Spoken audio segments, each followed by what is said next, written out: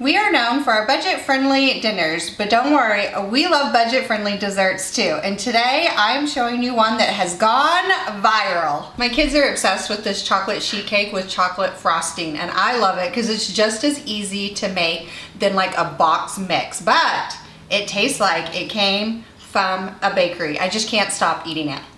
I'm Christina with eatingonadime.com, and we love teaching you how to make all sorts of foods at home on a budget. Let's get baking. Preheat your oven to 350 degrees Fahrenheit.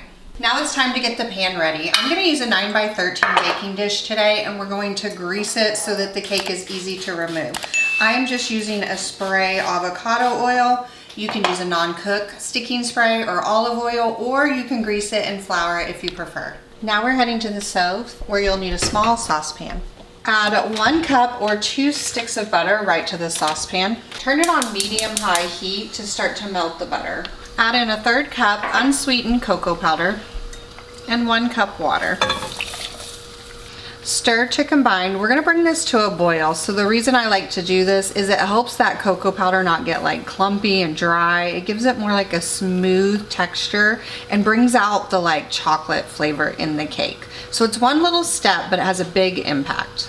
You just want to bring it to a boil so that you dissolve the cocoa powder in that butter and water mixture. Once it's boiling, you can remove it from the heat.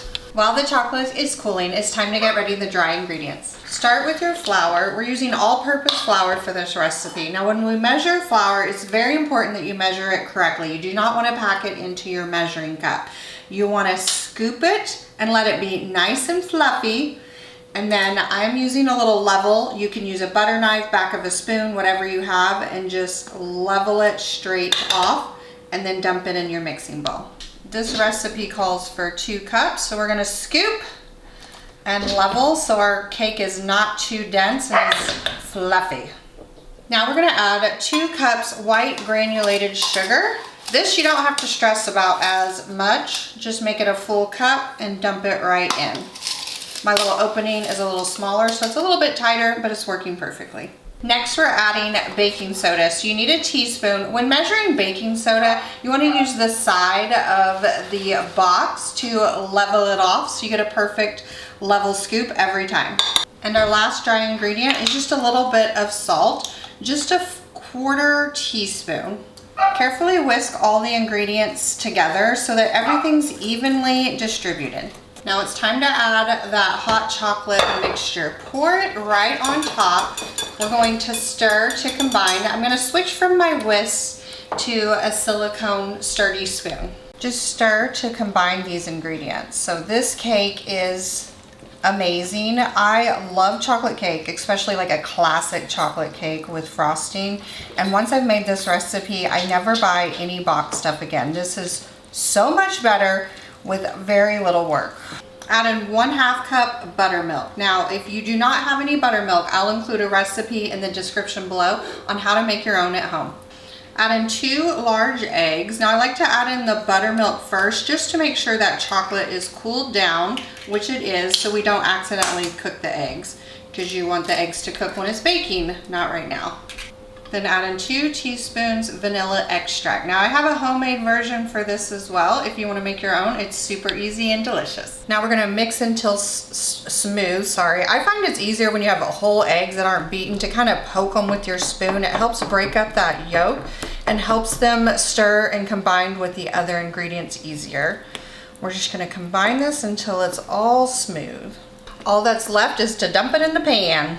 Then dump it right into that pan. Now this is a thin batter, so you don't have to worry about pouring it evenly. If you dump it right in the middle, it'll spread out on its own. I like to get a little last drop into that pan because I want it all. Now, let me know, are you a bowl licker or not?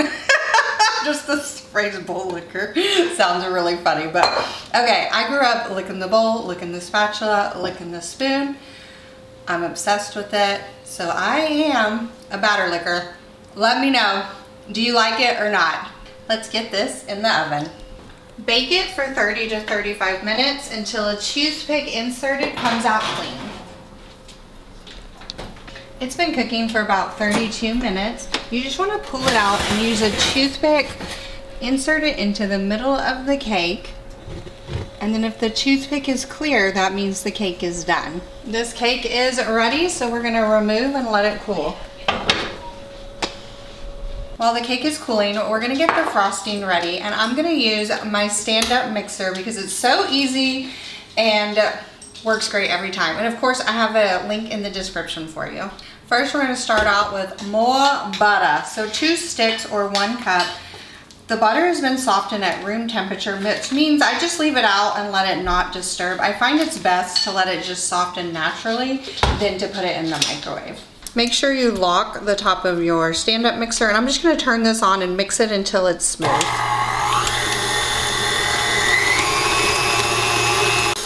Now that that is nice and smooth and fluffy, we're gonna add in the other ingredients. Start with 3 cups powdered sugar or confectionery sugar. Now, you can measure this just like the regular sugar. You don't have to worry about the scoop and level. You can pack it in a little bit. I just measure it loosely and dump it right in.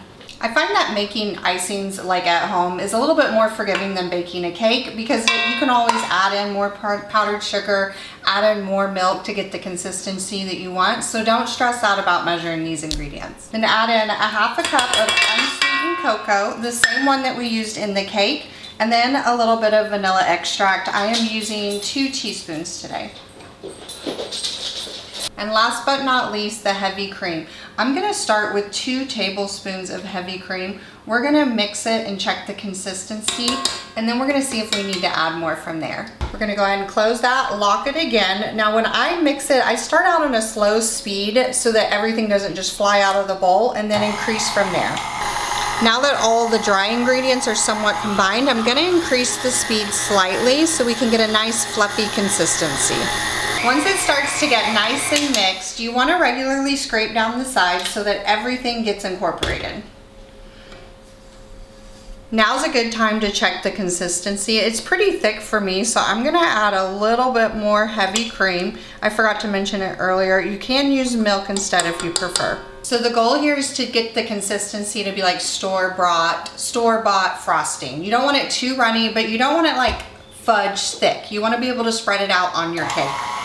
It's time to frosting the cake. You want to make sure your cake has cooled completely. So let it set at room temperature for 1 to 2 hours. Or if you're in a hurry, you can pop it in the fridge for about 30 minutes and that'll work as well. Frosting is ready. I just like to take the blender off here. Oops, hard to do at this angle. There she goes. And just knock it on this side because I want all that frosting in the bowl so it gets added to the cake. Remove the bowl. Now here's the secret when icing cake is you want to dollop as much frosting as possible throughout the cake. So you're working with a ton of frosting and then it will not pull up any of the cake when you're spreading it out. Now we're going to spread it out, and this trick is do not spread it out, keep going till you're thin. Always come back to the big side and push it from the big pile of the frosting. This will make sure that you don't rip up the top of your cake. Then just make sure you get right to the edge, and I love just pushing it right up to the pan so that every bit of the cake is topped with frosting, because the frosting is my favorite part. The only thing left to do is to serve. Now we have a cute little dessert spatula. My sister and I are obsessed with this, and I'm gonna link it for you below. Now you can cut it into as big or as little pieces as you want. I'm gonna just cut 1 piece so I can try this out. Look how nice and fluffy it looks. Now it's time for my favorite part, taste testing. Let me know in the comments, do you guys eat your chocolate cake just as is, or do you like it with some ice cream?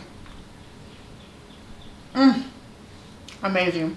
It's the frosting for me that really makes this cake. All right, friends, this cake is calling my name. I am out of here. But if you love budget-friendly dinners, don't miss this next video. Also, we love budget-friendly desserts as well. We're here for the whole complete meal. Thanks for joining me. I'll see you next time. Bye, friends. Oh, I almost forgot. Don't forget, like and subscribe because I don't want you to miss any more of our videos.